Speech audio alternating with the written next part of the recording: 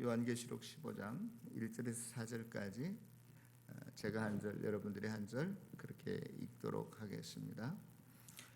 그리고 나는 하늘에서 크고도 놀라운 또 다른 표징을 하나 보았습니다. 7 천사가 7 재난을 가지고 있었는데 그것은 마지막 재난이었습니다. 하나님의 진노가 그것으로 끝날 것이었기 때문입니다.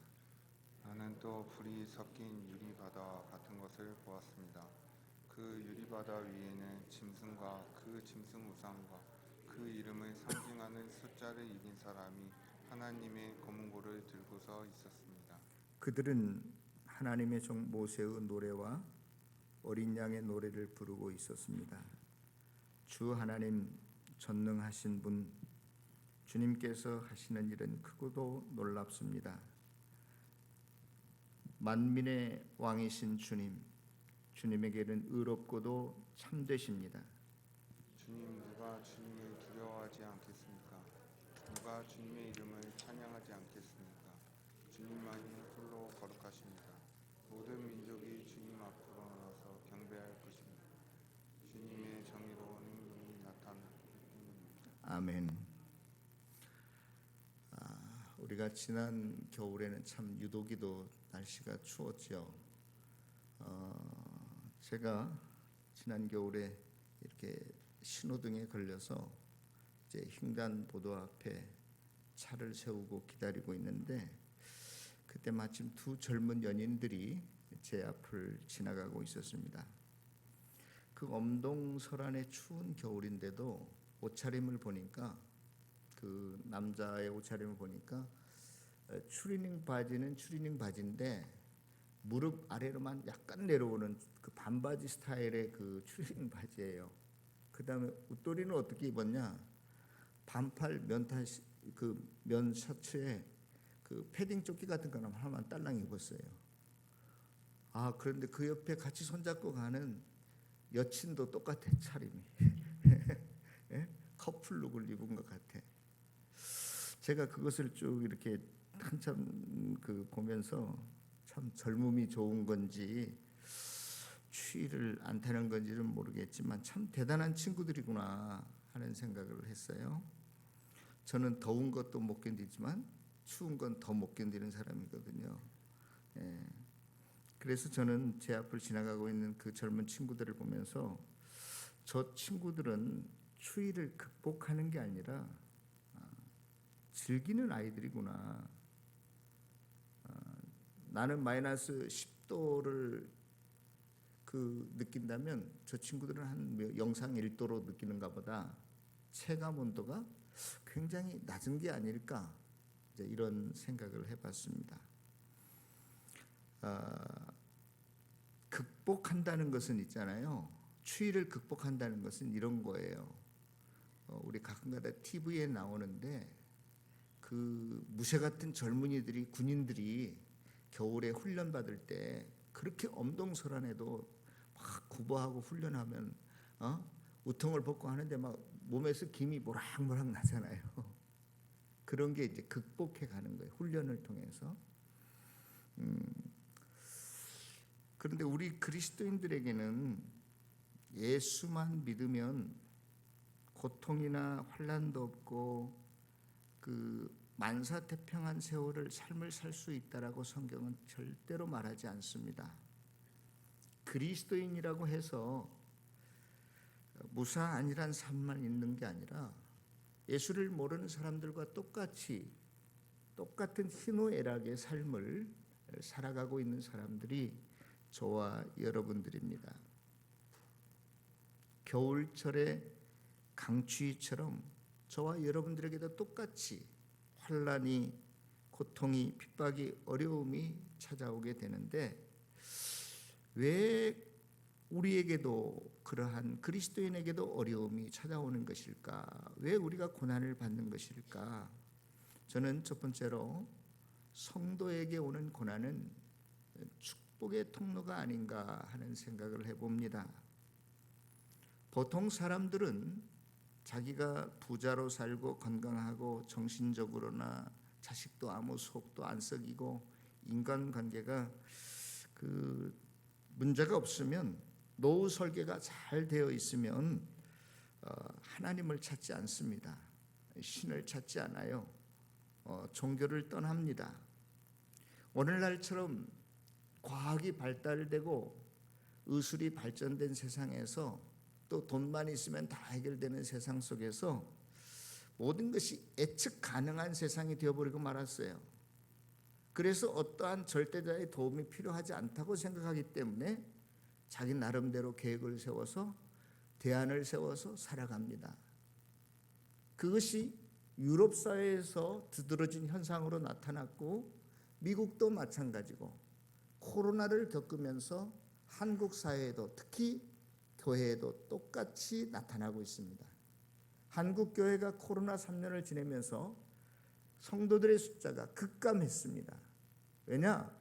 하나님을 안 믿어도 하나님을 찾지 않아도 인간의 의술로 노력으로 과학으로 얼마든지 내 노년에까지 안전이 보장이 되고 편안한 생활이 보장이 되니까 하나님을 찾을 필요가 없다는 것이죠.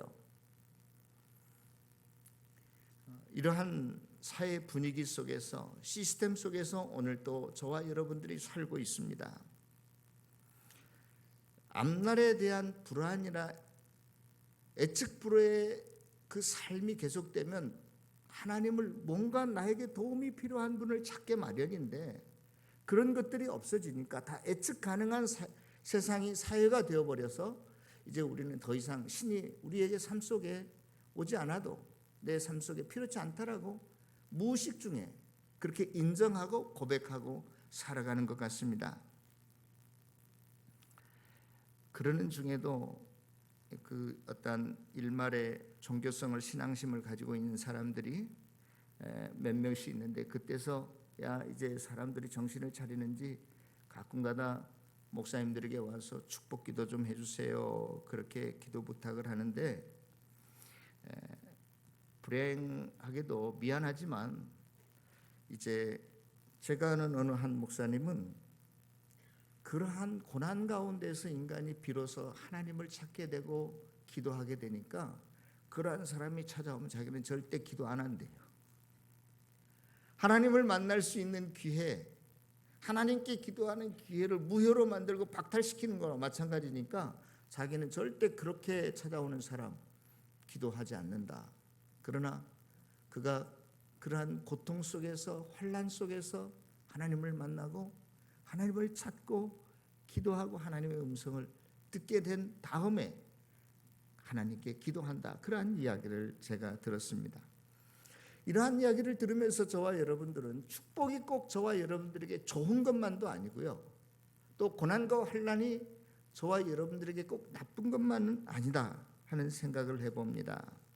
여러분 기독교 사상가 중에 유명한 C.S. 루이스라고 하는 분이 계신데 그분은 말씀하시기를 이 성도의 고난은 장래를 예측 불허하게 만들기 때문에 내가 내일 내 건강이 내 노후가 어떻게 될 줄 모르기 때문에 하나님을 찾게 하고 하나님께 기도하는 특성을 가지고 있다. 그렇게 정의를 내렸어요.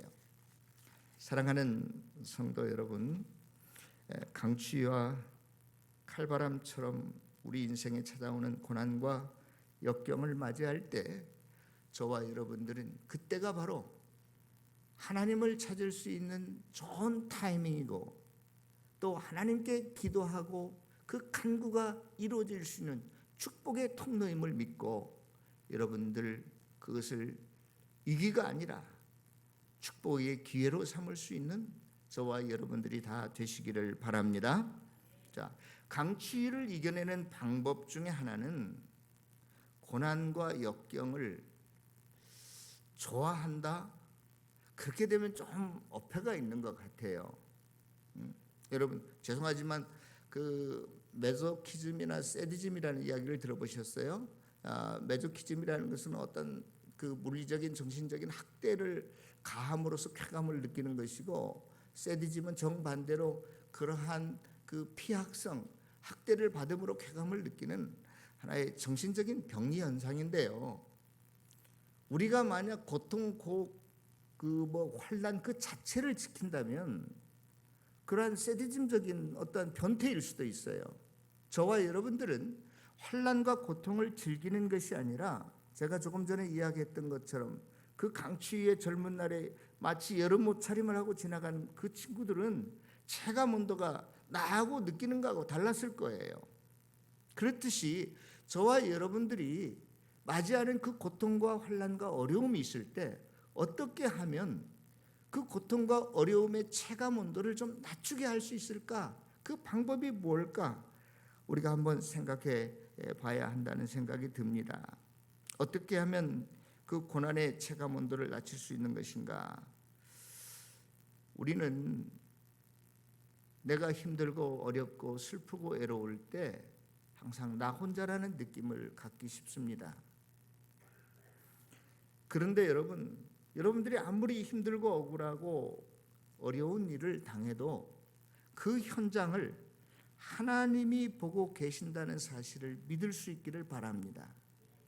저와 여러분들에게 일어나는 어떠한 일도 허투루 아무 쓸모없이 우연히 일어나는 것이 아니라 지금 내가 당하고 있는 이 현실의 현장에 하나님의 뜻이, 하나님의 섭리가, 하나님의 계획 속에 그 모든 것이 포함되어져 있다는 사실을 믿을 수 있기를 바랍니다. 하나님이 내게 한눈을 팔고 계셔서 다른 데 쳐다볼 때에 내가 지금 고통을 당하고 있는 게 결코 아니라는 사실이에요. 구약 성경에 보면 엘리사가 대머리였나 봐요. 그러니까 철 모르는 아이들이 대머리야 대머리야 하고 놀렸어요. 그런데 하나님께서 그때 숲속에서 암곰 2마리가 나타나게 해서 그 42명이라 한두 명이 아니라 아무리 좀 놀렸다고 했으니 그 크게 놀린 것도 아닌 것 같은데 42명이나 그 곰들이 어린아이를 찢어 죽여버립니다. 예? 그럴 때는 하나님이 지키시는 것 같아도 또 신약 성경에 넘어오면 그 유명한 신실한 스테반 집사님이 돌에 맞아 죽을 때는 하나님이 외면하시는 것 같아요. 여러분 왜 그렇습니까? 그때 하나님께서 한눈 팔고 계시는가요? 지금 우리가 당하고 있는 이 현실의 어려움, 고통을 하나님께서 일부러 외면하고 계시는가요? 그게 아닙니다. 그 어느 것 하나 의미 없이 보내는 것이 아니라 그것을 통해서 하나님께서는 우리가 더욱더 하나님을 찾게 만들고 기도하게 만든다는 거예요. 무엇인가 그 어려움 속에 나를 향한 하나님의 뜻의 계획이 들어있다는 사실을 우리가 믿어야 합니다. 하나님이 다 보고 계시는 것입니다. 하나님이 모르시는 거 하나도 없어요. 그러므로 우리가 하나님을 믿는다고 환난과 고통 그 자체가 없는 것이 아니라 여전히 어떠한 역경의 현장을 하나님께서 지켜보고 계신다는 사실을 믿고 받아들일 때 이 어려움 안에 고통 안에 무엇인가 나를 향한 하나님의 계획 뜻이 있음을 알 때에 우리가 하나님께 더 기도하게 됩니다. 더 하나님을 찾게 됩니다. 모든 것을 하나님께 맡김으로써 고통에 대한 체감 온도가 그럴 때 낮아지는 것 같아요. 하나님이 나를 미워서 이렇게 내버려 두시는 것이 아니라 어려움 중에 빠지게 하시는 것이 아니라 나를 사랑하기 때문에 내가 더 알고 있어. 너 억울하지, 괴롭지, 힘들지, 외롭지, 내가 다 안다. 그래서 우리가 더 하나님을 바라보게 한다는 것입니다. 여러분, 우리가 이 세상을 살아갈 때 왜 그것이 고통의 문제로, 어려움의 문제로, 환난의 문제로 내게 다가올까요? 네? 어려움을, 고통을 한 번도 당해보지 않은 사람들 같아. 왜 그것이 나에게 힘든 문제입니까? 왜? 간단해요. 내 소원과 내 바람이 아니에요. 내 마음속의 소원은 좀 돈을 많이 벌고 싶은데, 내 자식이 판검사가 되기를 원하는데, 스카이 대학에 들어가기를 원하는데, 내가 건강해지기를 원하는데 그것이 내 뜻대로 안 되기 때문에 불평이 나오고 그것이 현실적으로 나에게 고통으로 다가오는 거예요. 어떤 의미에서 저와 여러분들의 뜻이 안 이루어질 때 우리는 그것을 축복으로 알아야 되는데 그것을 내 마음속에 지워버릴 수가 없어서, 지워지지 않아서 그것이 계속 고통으로 남아있는 거예요. 힘듦으로 그것이 고난 자체가 되어버리는 거예요. 그래서 우리의 고통의 체감 온도를 낮추게 하려면 어떻게 해야 되느냐? 내 뜻과 그 내 계획과 야망을 마음속 밖으로 내버려야 됩니다. 그것이 없어져야만 현실이 바뀌지 않아도 고통의 또 핍박의 그러한 어려움의 온도가 낮아지는 거예요. 그걸 계속 붙들고 있는 한 절대 이 마음의 고통은 사라지지 않습니다. 그 대표적인 인물이 저는 욥이 아닌가 생각해요. 욥은 저와 여러분들보다 훨씬 부자였어요. 성경에 보면 욥 당시에 동방에서 제일 큰 부자가 누구였더라? 욥이었더라. 굉장히 재산이 많았습니다.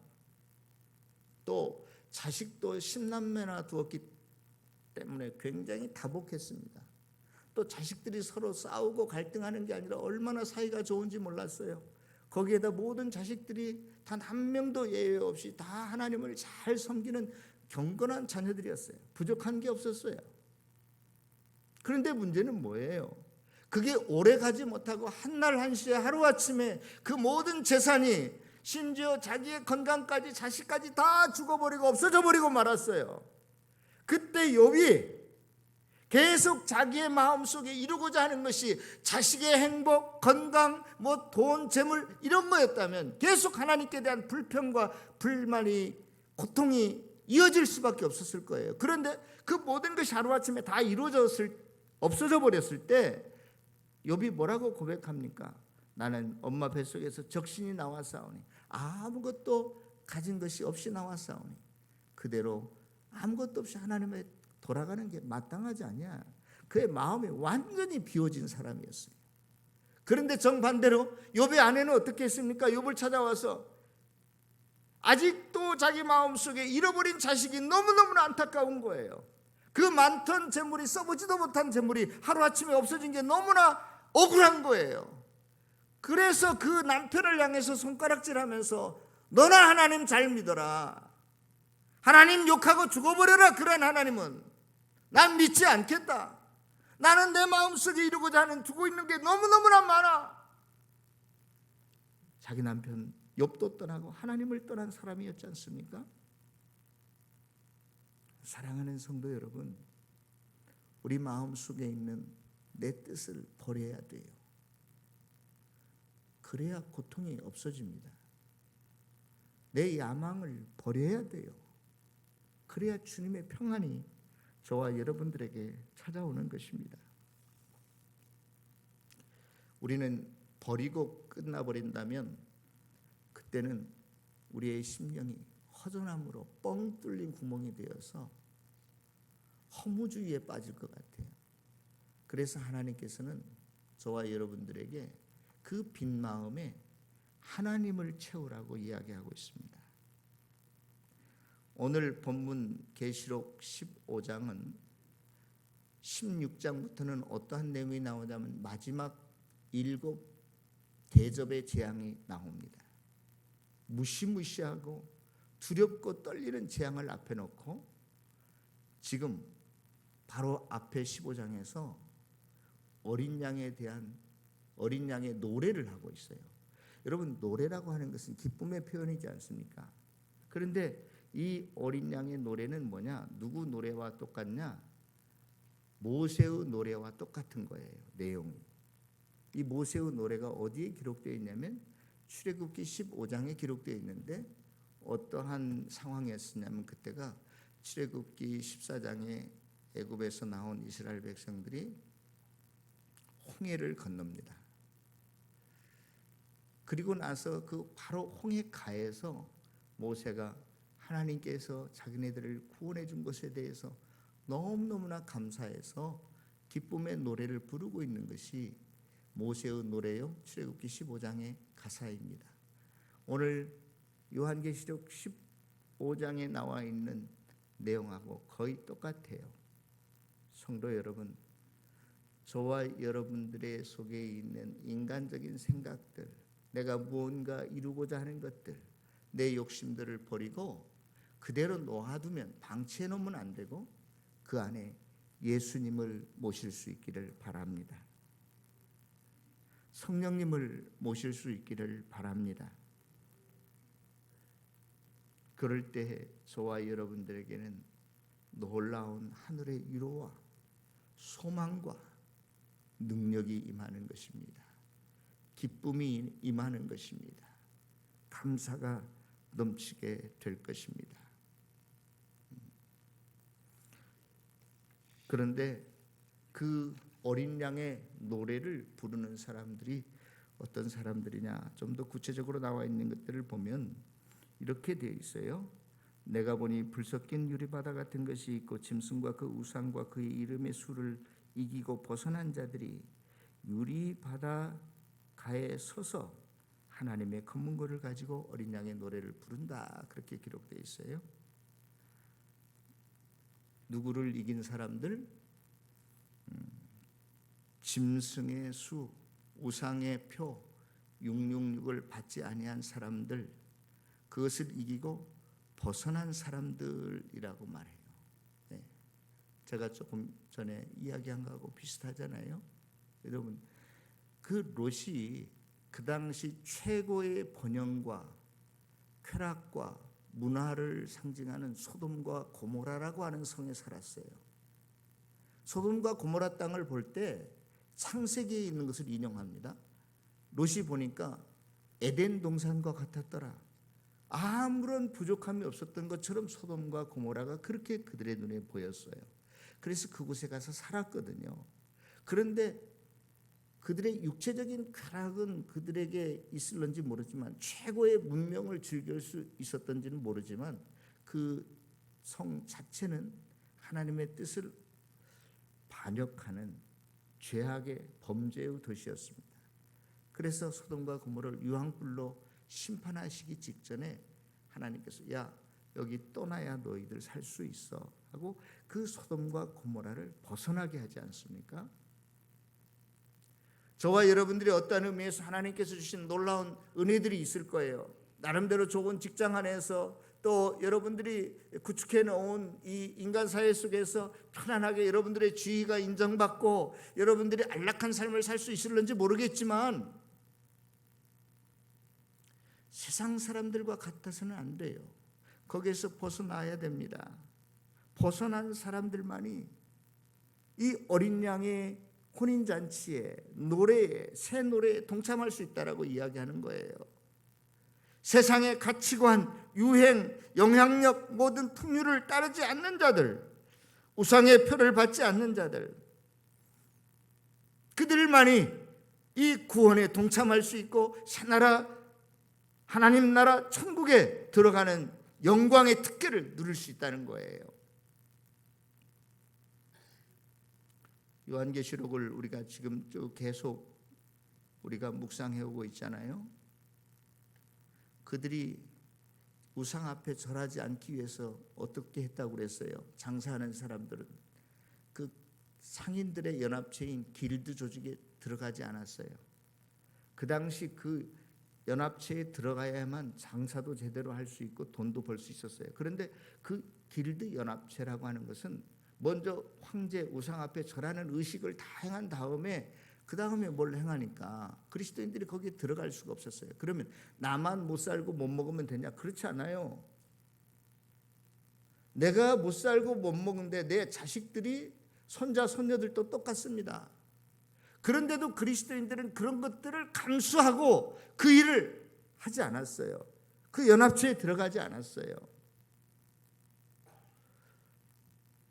미국에, 한국뿐만이 아니라 유럽도 전 세계적으로 교회를 떠나는 사람들이 많이 있는데, 하나님을 믿지 않고 교회를 떠난 사람들에게 당신들이 생각할 때는 그리스도인들이 어떤 사람이냐라고 설문을 조사하기 위해서 간단한 글을 읽게 했어요.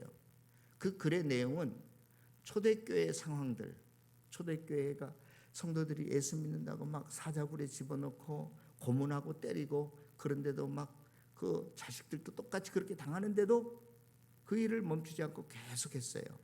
그러한 짧은 글을 읽은 다음에 넌 크리스천들에게 당신은 그리스도인들에 대해서 어떻게 생각하느냐라고 질문했어요. 그런데 그 글을 읽고 넌 크리스천들이 다 댓글을 달았거든요. 그 댓글이 너무나도 많이 올라왔기 때문에 그 책에 제목으로 썼어요.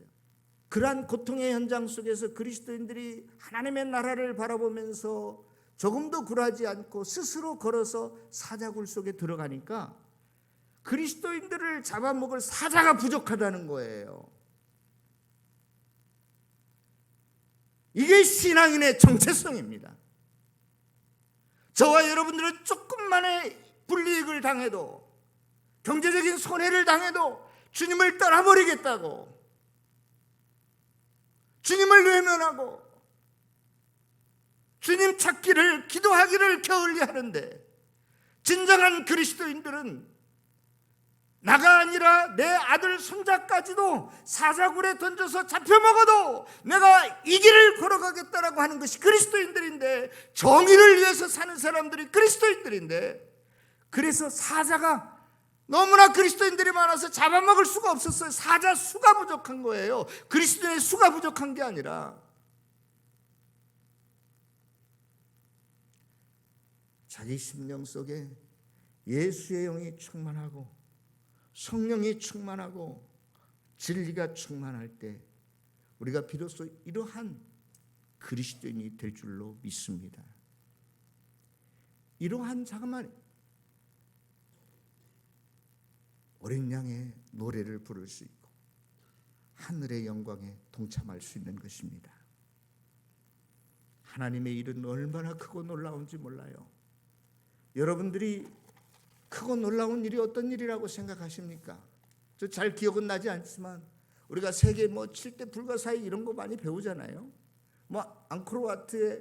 캄보디아의 앙코르와트 유적, 진시황의 만리장성, 피라미드, 알렉산더의 제국, 징기스칸의 몽골, 이 세상의 어떠한 업적도 큰 인물도 우리의 구원사 앞에는 쇠틀처럼 가벼운 깃털에 불과하지 않아요. 우리는 아무한 일이 없는데 예수 그리스도가 우리에게 찾아오셔서 우리를 위해서 한 마리 어린 양 십자가에 돌아가셔서 저와 여러분들을 살리셨어요. 이것이 얼마나 크고 놀라운 일인가. 어느 것도 이룰 수 없는 일을 하나님이 예수 그리스도가 행하셨기에 이걸 찬양하고 있는 거예요. 구속의 노래를 부르고 있는 거예요.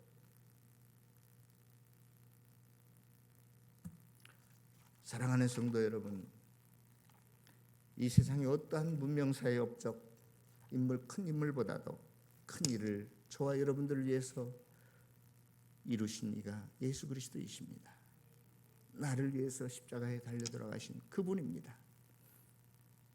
그분으로 우리의 심령을 가득 채우고 남은 세상 끝까지 어떤 환난과 고난의 길이 있어도 함께 걸어가는 믿음의 동력자들이 다 되시기를 다시 한번 주의 이름으로 축원합니다.